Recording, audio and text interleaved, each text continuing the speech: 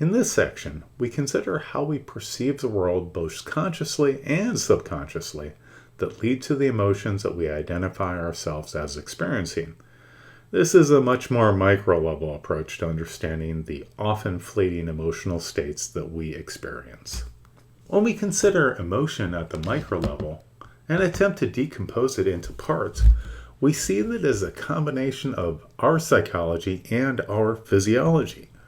Our physiological response is pretty much just what the body does in preparation for action and communicating with other individuals what our intent is, to in turn affect their behavior.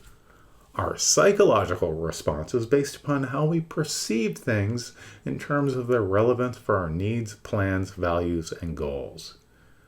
As we see in this slide, 4 major functions of emotion matters.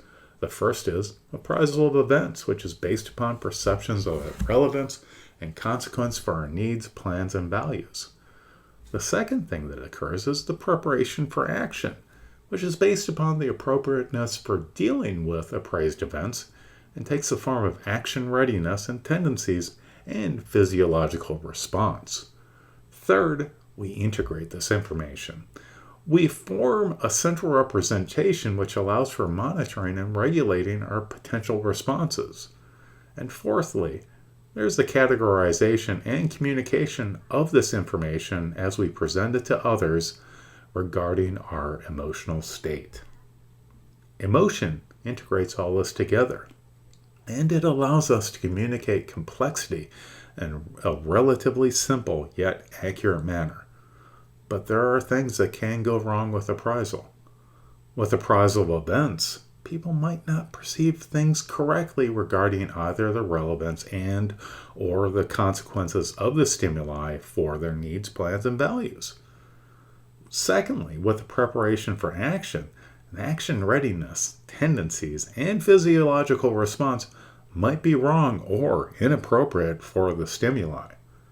With the integration of information, the central representation of emotion allows for monitoring and regulating of responses might be inaccurate or just plain wrong. Finally, with the categorization and communication of this information, the information presented regarding emotional state might be wrong, miscommunicated, or even falsely presented. Ultimately, understanding emotional response means understanding what factors influence the appraisal of stimuli. This leads to a highly complex model in which disentangling factors becomes highly important.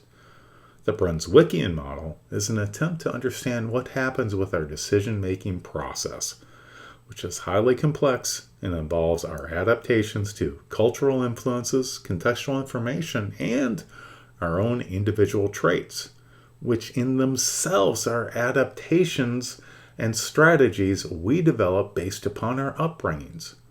The result of all these things coming together are our emotional states.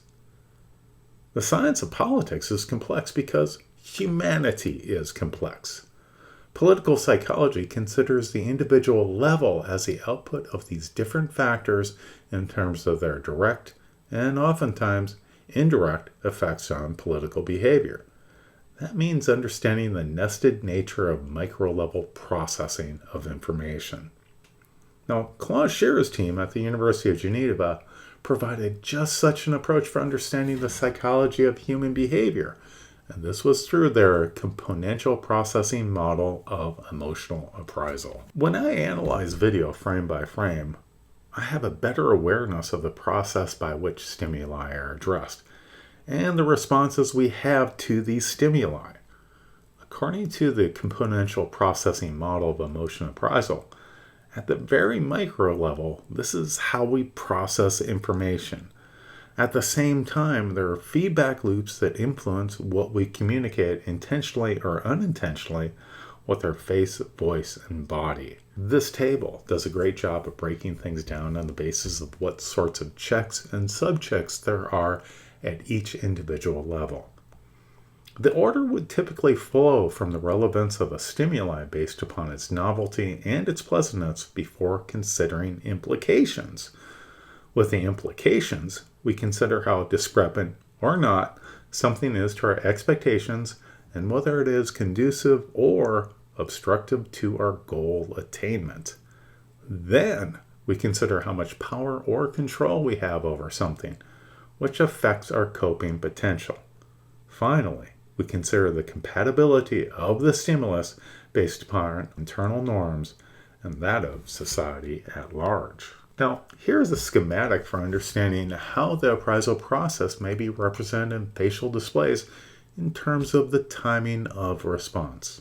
And frankly, when I do a frame-by-frame analysis, I see something similar to this. The main thing to remember is that communication occurs when an action or a signal produced by an individual organism causes a change or a reaction in another organism, where both the signal and the reaction have been designed for these purposes. That means we need to be aware that signals need both a sender and a receiver to understand what is going on.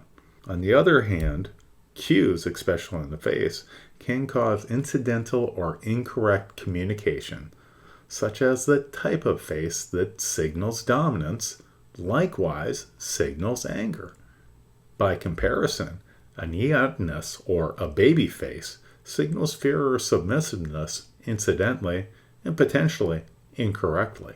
Ultimately, we see that human communication of emotion and our inferences about their intent is fraught with the potential for miscommunication. However, understanding emotions and how the body communicates it provides a better way to predict the likelihood of behavior, political and otherwise.